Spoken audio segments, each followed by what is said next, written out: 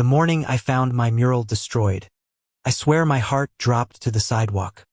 Thick, dripping streaks of beige paint bled down the wall, burying months of color, sweat and pride under an ugly smear. And the worst part, everyone knew exactly who had done it. Our homeowners association Karen. I stood there frozen, clutching my coffee so hard the paper cup collapsed in my hand. What kind of person does this? The mural wasn't just mine. It was for the kids, for the whole block, for the sense of hope we were barely holding on to. Then I heard the unmistakable TSK from across the street. Karen. There she was, standing smug with her little dog in a rhinestone collar, arms folded like a sheriff catching a thief. Except, she was the thief of color, joy and community. You're welcome, she sneered. Now the neighborhood looks respectable again. I almost laughed. Respectable. My stomach churned with disbelief. The wall had been filled with bright sunflowers, painted handprints of children and the names of neighbors we lost in the pandemic. And now it looked like a prison block. Karen, you destroyed community property, I said, my voice shaking but steady enough. Do you have any idea what you've done? Oh, I know exactly what I've done, she snapped, tightening her grip on the leash. I've saved property values. I wanted to scream. Instead, I inhaled, steadying my breath, the smell of drying paint making me nauseous. Behind me, Mrs. Lopez gasped, her grocery bags falling with a clatter of cans and apples. Kids ran up, their shoes skidding on the pavement, their small voices rising. Where's our mural? Karen didn't flinch. She tilted her chin higher, like a queen surveying her conquest. That was the moment I realized this wasn't just vandalism. It was war. Neighbors gathered, voices overlapping, some shouting, others whispering, others just stunned. Phones came out. Photos clicked. Someone was already streaming live. Karen smirked, as though she relished the spotlight. I turned toward her. You know this isn't over, right? My voice cracked slightly. Oh, it's already over, she replied with a chuckle. Try me. The next day, the Homeowners Association board called an emergency meeting. The room buzzed with tension, folding chairs scraping against the floor. Karen sat front and center, her red lipstick glowing like a warning sign. Order, please. Mr. Thompson, the Homeowners Association president, tapped his gavel nervously. We're here to discuss the mural incident. Mural incident, I blurted, unable to hold back. Call it what it is, vandalism. Karen shot me a look sharp enough to slice glass. Excuse me, but that wall is common property, and common property must meet aesthetic guidelines. Beige is approved. Graffiti is not. Graffiti. My voice rose, echoing against the walls. That mural was approved by the city's Arts and Culture Department. It had funding. It was legal. The room erupted, neighbors gasping, murmuring, some clapping for me, others shaking their heads. Karen slammed her folder down with a loud thwack. You can't just slap paint on walls because you feel like it, she said. This isn't some rundown neighborhood. It's a community with standards. The hypocrisy burned my chest. I leaned forward, gripping the table. Those standards don't include erasing children's art. Karen, what you did was criminal. Her face flickered. Just for a moment, the smug mask slipped. 2 weeks later, we were in court. I'd filed charges with the help of a pro bono lawyer, and to my surprise, the city backed me. The mural had been funded with grant money. Karen's act wasn't just a personal vendetta. It was destruction of public art. The courtroom smelled faintly of wood polish and nerves. I sat on the left, hands clammy, eyes darting between the judge and the rows of neighbors who showed up in support. Karen strutted in wearing a pearl necklace and a smug grin, like this was her fashion runway. Case number 3412. Plaintiff versus the Homeowners Association defendant. Mrs. Karen B. The clerk read. The judge, a stern woman with steel gray hair and piercing eyes, looked over her glasses. Mrs. B. You are accused of willful destruction of property valued at $15,000. How do you plead? Karen's voice rang out. Confident. Rehearsed. Not guilty. I was restoring order. That so-called mural was unauthorized graffiti. The courtroom murmured, the sound swelling like a restless tide. The judge rapped her gavel. Silence. My lawyer stood. Your Honor, here is written approval from the city's Arts and Culture Department, including receipts, contracts, and photographs of the completed work. He laid the papers out. The judge's eyes scanned them quickly. Karen leaned forward. That's all lies. I didn't see any approval. All I saw was tacky spray paint making us look like a slum. Couldn't hold back. You didn't see because you never looked. You decided you knew better than everyone else. My voice cracked, drawing a few gasps. The judge raised a brow. Mrs. B. Did you consult the Homeowners Association board before painting over the mural? Karen hesitated. Just a beat. Then she said, no, because I don't need anyone's permission to protect property values. Gasps rippled. My lawyer smiled faintly. That was it. That was her slip. The trial dragged for hours.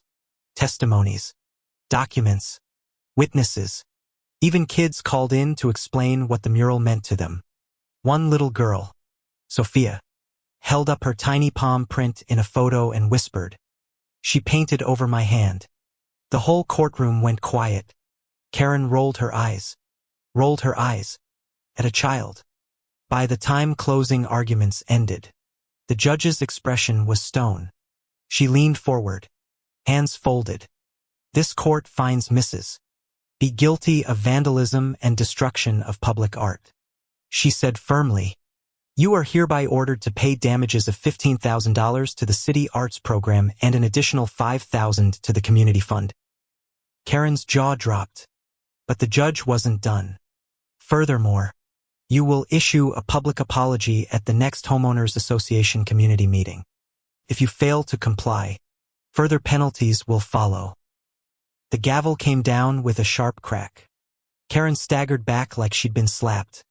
The crowd burst into whispers, some cheering under their breath. For once, the queen of control had been dethroned. The apology night was surreal. The community gathered in the park, folding chairs under strings of fairy lights.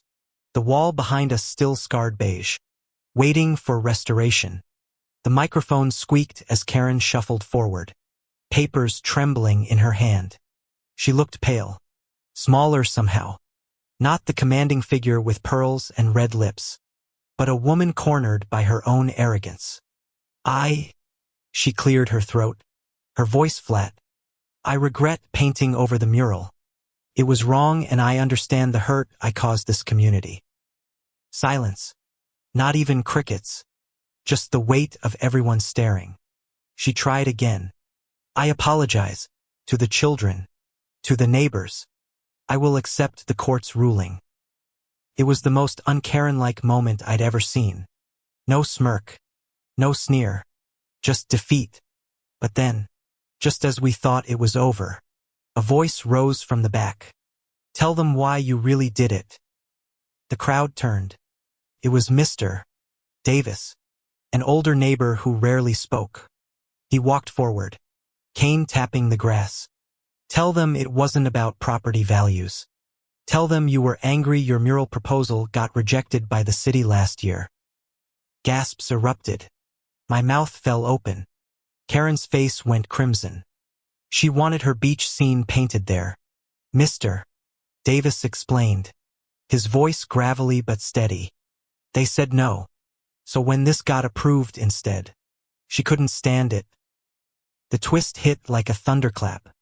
Karen's eyes darted wildly, her papers crumpling in her hands. That's not true, she shouted. But the silence of the crowd said everything. She had been exposed.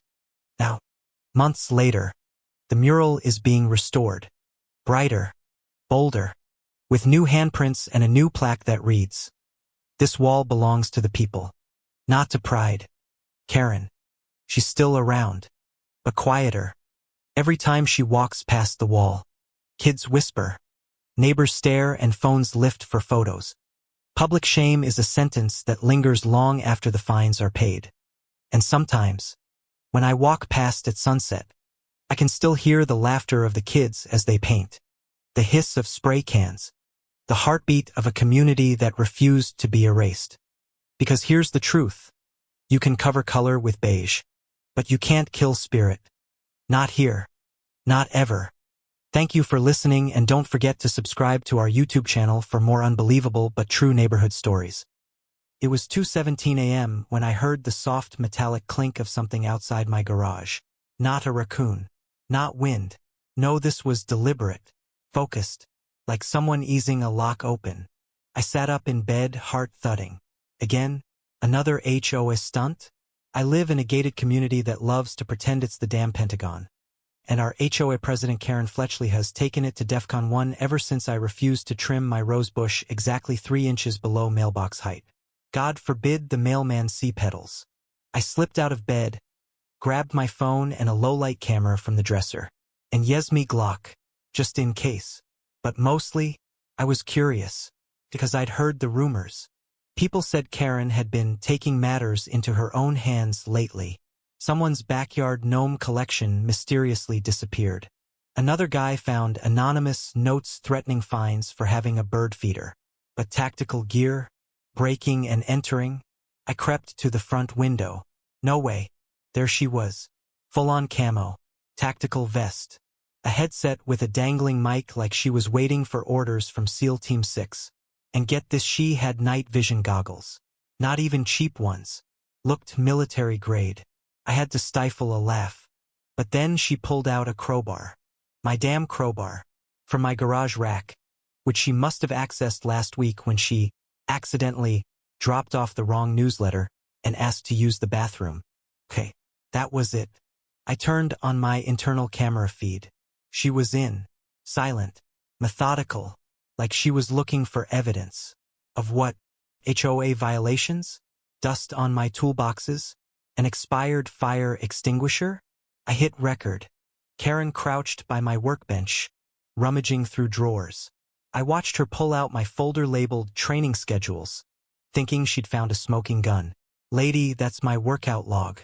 I had enough. I cracked open the garage door just an inch and whispered, "Freeze." She flinched so hard she hit her head on the bench lamp. Clang.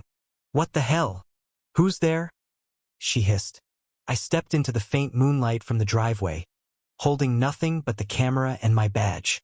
"You just broke into a federal trainer's garage. Guess what I do for a living, Karen?" Her face contorted, trying to recover her fake authority. This is a community inspection. At 2 a.m.? With stolen tools? Wearing night vision.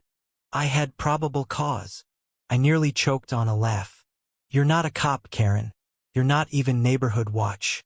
You're an overglorified newsletter stapler with a personal vendetta and a weird camo fetish. She stood up, puffed her chest, and barked, "I'm going to write you up for threatening a board member." I tilted my head. "Threatening? Nah, I'm not threatening." I pointed at the camera. "I'm documenting. And you, ma'am, just walked into a felony. Trespassing. Theft. Tampering with personal documents. I train SWAT teams to breach and clear. You think I don't have surveillance?" She froze. That's when my wife, half awake, walked in and gasped, "Honey, why is Karen in full camo next to your drill press?" Karen bolted. Clack, clack, clack. Her tactical boots smacked the pavement as she sprinted like a raccoon with a sandwich. Except raccoons don't usually scream. I know my rights. I didn't chase her.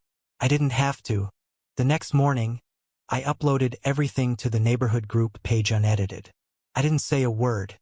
Just titled the video, "Your HOA President, 2:17 a.m. Within hours, the comments exploded. Why is she wearing military gear? She was in my backyard last week. That's my missing socket set. This is a crime, not an HOA visit. It got to the point where even the vice president of the HOA came to my house, white as a ghost, and said, "We didn't authorize that. None of us knew." Oh, but the twist? The twist? Turns out Karen had formed an auxiliary enforcement team. Just her and her sister in Lawand. They'd been secretly patrolling homes at night. She called it Operation Neighborhood Pride. Yeah. That operation had a full binder, with photos, notes, even Google Maps routes. She'd been planning to have my house cited for failure to comply with uniform garage standards, because I painted one cabinet navy blue. So I turned it all in. Binder, footage, statement, everything went to the cops. You could feel the tension in the community after that. People whispered in driveways. Kids stopped riding their bikes past her house. And one morning, I walked outside to grab the paper and saw her, sitting on her front steps. No camo, no clipboard, just a stiff HOA polo shirt and a look of utter defeat. She stood up, walked over. I tensed. "You think you're clever, huh?" she muttered. I just raised a brow. "You embarrassed me, made me look like some criminal." I blinked. "You are one." Silence. She opened her mouth to argue but then saw the little red light still flashing from the porch cam behind me. She froze. "You recorded this too?" "Always," I said. "Standard training." She stormed off, spitting curses under her breath. And not a week later, we got a letter from the HOA board. Karen had resigned, effective immediately. But here's the bitter part, because life's rarely just sweet justice and victory laps. A few months later, we found out she was running for city council in the neighboring district, rebranding herself as a public safety advocate. You know what she put on her flyer? Experienced in community enforcement, passionate about local order. I stared at it, dumbfounded. You have got to be kidding me. Still, every time I open my garage now, I pause, because somewhere, out there, I swear I hear a faint voice whispering. 3 inches below the mailbox. I wish I could say that was the last I heard of Karen Fletchley. But nope. 3 weeks after she resigned and disappeared from our block, I got served. A lawsuit. She was suing me for defamation of character and emotional distress, claiming I'd intentionally humiliated her by posting the video online. Never mind that it was all true. Never mind that she broke into my garage, in the middle of the damn night, wearing night vision goggles. Unbelievable. My lawyer took one look at the footage, the screenshots, the timestamped HOA emails, and just laughed. I mean, actually laughed out loud in the middle of his office. "This is textbook self-incrimination," he said. "If anything, she's lucky you didn't sue her first." And he was right. I had every legal reason to press charges. Hell, the cops were this close to filing. But she made a deal: resign from the HOA, stay off my property, and go quietly. But Karen doesn't go quietly, does she? Her court complaint even included phrases like stealth community service and unofficial inspection duty. It was like she thought she was a damn secret agent working for Homeland Security, not the president of a cul-de-sac book club. I showed up to court with the flash drive. Judge took one look at the video, read her Operation Neighborhood Pride notes, and ruled against her in under 10 minutes. Dismissed with prejudice. And get this, I got awarded attorney's fees. That's right. Karen had to pay me. I walked out of that courtroom lighter than air. But the cherry on top. 2 months later, I caught wind of her city council campaign collapsing. Apparently, someone no clue who leaked her auxiliary enforcement binder to a local podcast. It blew up on Twitter. Memes everywhere. Her in camo.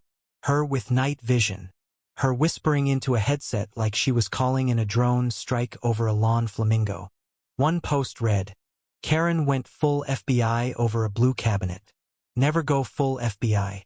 She withdrew her campaign the same week. Cited health reasons. Now every Halloween, my neighbors and I hang a plastic mannequin in camo behind a bush with a fake clipboard and a tiny HOA badge. We call her Ghost of Violations Past. Even the kids are in on it. And me? I still train SWAT, still mow my lawn how I like, still keep my cabinets navy blue, just to spite her memory. But you better believe I installed a second motion camera in the garage just in case the HOA ever goes paramilitary again. Oh, and if you enjoyed this story of wild neighborhood justice and next-level lawsuit karma, make sure to subscribe to my YouTube channel for more real-life chaos every week. I'll never forget the sound that echoed through the sanctuary that Sunday morning. An unholy crash rising from beneath our feet, shattering the calm of our hymns. My heart stopped. My voice faltered, and for a split second, silence consumed the church. Then it came, the unmistakable screech of metal against concrete, followed by a muffled shout. God help us, what was happening down in the basement? See, this wasn't just any Sunday. This was our community's biggest service of the month. Families gathered, kids restless in the pews, the choir dressed in white, voices rising like angels. And yet, in the middle of all this grace, evil was crawling in from below. Evil wearing the face we all knew too well. Karen, our HOA president. For months, she had waged war against us. She hated the way our church bells rang too early, hated that cars parked along her street on Sundays, hated the laughter of our children echoing out of the basement during choir practice. This neighborhood was meant to be peaceful. She would hiss, lips curling, arms crossed like a gatekeeper of hell. And every week, she filed another complaint. Trash too close to the curb, grass half an inch too high, banners too colorful for community standards. It was harassment, pure and simple. But this was beyond anything we ever imagined. She had actually broken into the church basement mid-service. For what? To steal, to sabotage, to humiliate us right where we worshipped. I clenched the pulpit tighter, my knuckles white, sweat running down my spine. The choir's last note lingered in the air, trembling. Then one of the deacons shouted, "Pastor, basement." I rushed down the narrow stairs 2 at a time, breath ragged, every sound magnified in my ears. The pounding of feet, the creak of the railing, the faint sobs of the children above who knew something was terribly wrong. And there she was, Karen, kneeling on the dusty floor, flashlight clenched between her teeth, fumbling with a crowbar against the locked storage cages where we kept donated supplies, canned food, clothes, toys for the Christmas drive. Her eyes darted up as she heard us descend, wide and wild like a cornered raccoon. "What are you doing here?"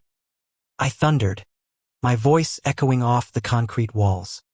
She spat the flashlight onto the ground and stood up, brazen as ever, brushing the dust off her beige cardigan like nothing was wrong. "Oh, don't play innocent with me," she sneered. "You people are hiding things down here. And as HOA president, I have every right to inspect." Inspect. My God. She was trying to dress this up like authority. Like theft and trespassing could somehow be justified by a flimsy title in a neighborhood association. The deacons exchanged stunned looks, and I could feel my pulse hammering in my temples. "You broke in during worship service." I shot back, chest heaving. "This is trespassing. This is sacrilege." But she only smirked, the corners of her mouth twitching into that smug little smile I'd seen too many times at HOA meetings. "Maybe you shouldn't be hoarding things. Doesn't look very Christ-like, does it?" I wanted to scream, to cry, to shake her until that painted grin cracked. But all I managed was a sharp inhale, trying to keep my composure, because all around me, church members were crowding in, whispering, some gasping in horror. And then, God works in mysterious ways. The twist came. We heard footsteps. Heavy, deliberate footsteps on the stairs. A voice called down, firm and commanding, "Police! What's going on down here?" The congregation froze. The air thickened, hearts leaping into throats. The local police. Right here. Right now. In the middle of it all. You see, As fate would have it, one of our members, Officer Daniels, was off duty but attending service with his family. When he heard the commotion, instinct kicked in. He had quietly called for backup, and by the time he descended those basement steps, uniformed officers were right behind him. Karen's face drained of color. For the first time in years, she didn't have the upper hand. I can explain. She stammered, suddenly less sure of herself. This is all a misunderstanding. I was just... Put the crowbar down, Daniels ordered, his voice cold steel. She hesitated. Her fingers twitched. For a second, I swear I thought she might actually swing it, in some final act of madness. But then, with a clatter, the metal bar hit the floor, rolling away into the shadows. Hands where I can see them. Another officer barked. Karen's breath hitched, tears welling as she raised her hands, palms trembling. The congregation that had followed us down the stairs stood silent, watching justice unfold. Some shook their heads. Some murmured prayers.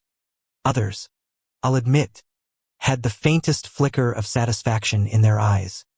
Because after all the months of bullying, the threats, the fines, the endless reports, this was the moment she was finally exposed. But here's the kicker, the twist none of us expected. When they ran her name, it turned out this wasn't her first stunt. She had a record, not just for harassment, but for petty theft. From another community, she had moved here to start over, to play queen of a new HOA kingdom, hoping no one would ever dig up her past. Well, her past had just come back to choke her. The officers cuffed her right there in our basement, the sound of the metal clicking shut echoing like a final gavel strike. She cried out, "This isn't fair. They're the criminals. They're hiding money down here. I swear it." But no one listened. Not this time.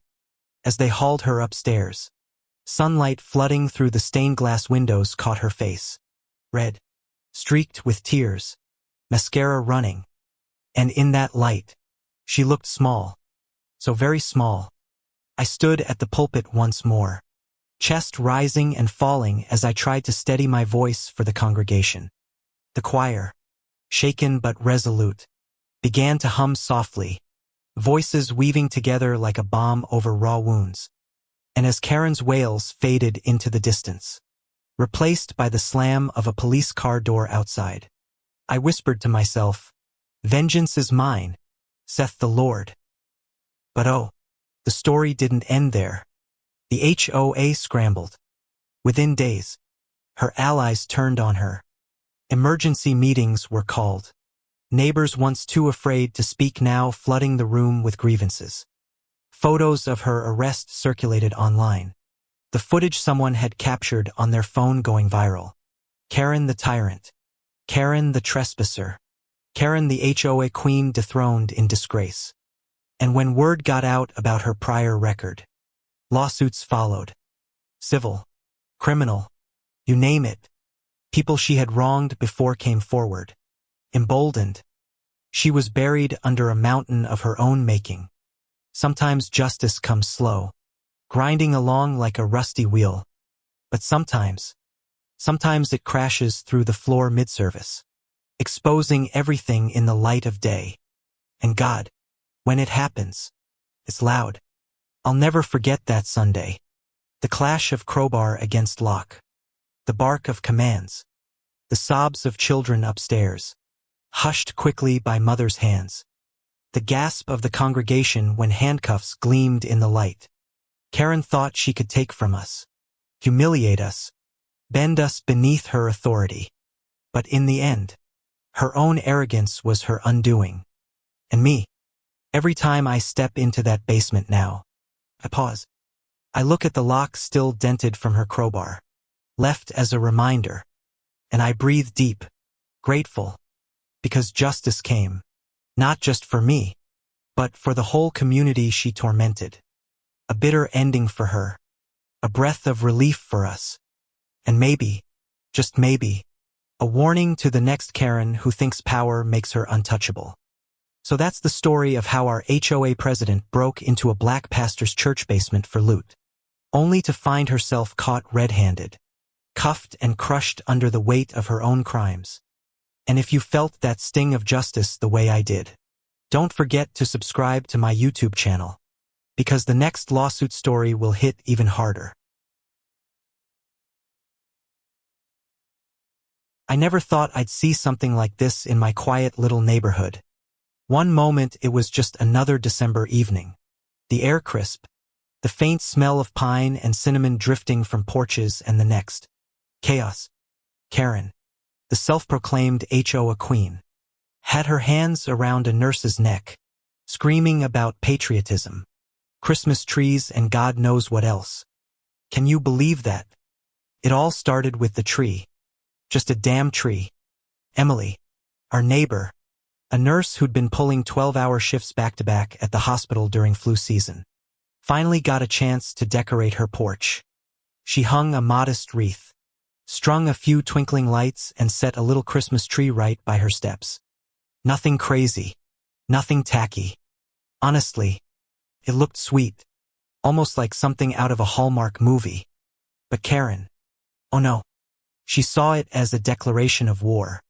She marched up the sidewalk in her fleece robe and furry slippers, clutching her phone like it was a badge of authority, barking that the HOA had rules. No exterior trees allowed. She shrieked, her voice slicing through the night like a rusty blade. Emily just blinked at her, tired, still in scrubs, mask marks pressed into her cheeks. Karen, it's Christmas. It's just a little tree. I don't think anyone. Rules are rules. Karen cut her off, her voice sharp, the kind that makes dogs bark 2 blocks over. And then she went on this wild rant about tradition and real patriotism, yelling that people who didn't follow neighborhood codes were destroying America from the inside out. I mean, seriously, over a Christmas tree. By then, other neighbors had poked their heads out. Some were filming. You could hear murmurs, the whispers mixing with the faint crackle of Emily's string lights. A breeze made the ornaments clink against each other, delicate, fragile, and somehow it felt like the sound was mocking Karen's hysteria. Then came the breaking point. Emily tried to gently move the tree closer to her porch, probably just to calm things down. But Karen lunged. Her hands shot out, wrapping around Emily's neck, pushing her back against the railing. Gasps broke out. Someone yelled, "Oh my God!" And I swear my heart just dropped. Emily choked, coughing, her hands pushing desperately at Karen's wrists. And Karen, her eyes wild, spit flying from her lips, screamed, "This is MY America. We don't break the rules here. You people think you can just do whatever you want." It was horrifying. The ornaments rattled louder now as Emily's back hit the railing, her coughs sharp and desperate. I could feel the cold air in my lungs tighten, my fists clenched, my body frozen between shock and rage. Someone shouted, "Call 911. Now." And a neighbor sprinted inside. And then, the twist. Emily, even as she gasped for air, suddenly managed to shove Karen back with all her strength. Karen stumbled, slipped on her own slippers, and fell flat on the icy sidewalk with a thud so loud it made everyone flinch. The sound, like a sack of flour hitting concrete. For a moment, there was silence except for Emily's ragged breathing. Karen scrambled up, hair sticking out, face red as a beet. Instead of realizing what she'd just done, she doubled down. She puffed up her chest and started screaming about her constitutional rights and how the HOA was the last defense of American order. Her voice cracked, half crazed, half panicked. She jabbed a finger toward Emily, shouting, "This woman is a criminal. A criminal. Arrest her." Neighbors couldn't believe it. Someone muttered, "Is she serious right now?" While another neighbor recorded everything on their phone, shaking their head. The absurdity of it. Karen strangling someone and then playing the victim. It almost felt surreal, like a twisted parody of justice. That's when the sirens came. Red and blue lights washed over the street, cutting through the holiday glow. 2 officers stepped out, their heavy boots crunching against the frost, voices firm and commanding. Karen's face lit up like she'd been saved. She waved her arms, running toward them, shouting, "Officers! Thank God! Arrest her! She attacked me over an illegal tree.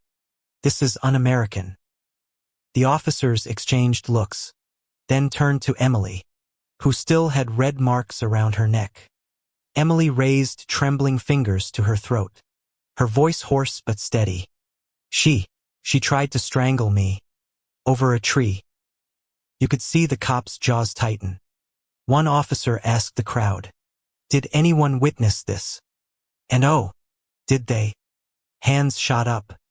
Phones were waved in the air. Neighbors started talking all at once. "We saw everything. She attacked her first. Check the videos." The officers didn't even hesitate. They turned to Karen. "Ma'am, put your hands behind your back." "What?" Karen's screech cut through the cold night, shrill and desperate. No, you don't understand. I'm the one protecting the neighborhood. I'm the patriot here." The officer repeated the command, firmer this time. "Hands behind your back. Now." Karen flailed, stumbling backward, her slippers sliding on the frosted concrete. "You can't do this. I know my rights. I pay your salaries. I'm an American citizen." She shouted every cliché in the book, her voice breaking with each line. The ornaments on Emily's tree twinkled silently behind her, as if mocking her downfall. When they finally cuffed her, she started screaming louder, calling everyone traitors, accusing Emily of being part of some conspiracy, swearing that the HOA bylaws were the real Constitution. I almost laughed. It was so absurd. But then I looked at Emily, clutching her throat, trembling, eyes wet with tears, and the laughter died in me. It wasn't funny. It was terrifying. And yet, karma has a sharp bite. Days later, the whole thing blew up online. The neighbors' videos went viral. Headlines popped up. HOA Karen strangles nurse over Christmas tree. People tore her apart in the comments, calling her the Grinch on steroids, calling for lawsuits, mocking her patriot rants. The HOA itself tried to distance from her, releasing a statement like, "We do not condone violence, nor do HOA bylaws supersede the law." But the bitter cherry on top. Emily filed charges. And not just assault. She talked to a lawyer about suing the HOA, too, since Karen claimed she was acting as their representative. The HOA board panicked, whispering about liability, scrambling for cover. Suddenly Karen wasn't their fearless enforcer anymore. She was their biggest liability. I saw Karen once more after that. She was standing outside her house, arms crossed, glaring daggers at anyone who walked past. No slippers this time, no robe, just a cold, bitter stare, like the world had betrayed her. The lights on Emily's little Christmas tree still glowed across the street. And every time I looked at it, I couldn't help but think, that tree won. Funny, isn't it? How one small thing, a tree, a moment, a choice, can bring a self-proclaimed queen crashing down. The sound of her screaming still echoes in my ears. But so does the soft clink of those ornaments in the cold December wind. One sound was fury, the other, justice. And in the end, justice won. Thank you for sticking through this wild ride of a story. If you enjoyed this twisted HOA drama, don't forget to subscribe to the YouTube channel for more lawsuit stories that hit harder than karma itself.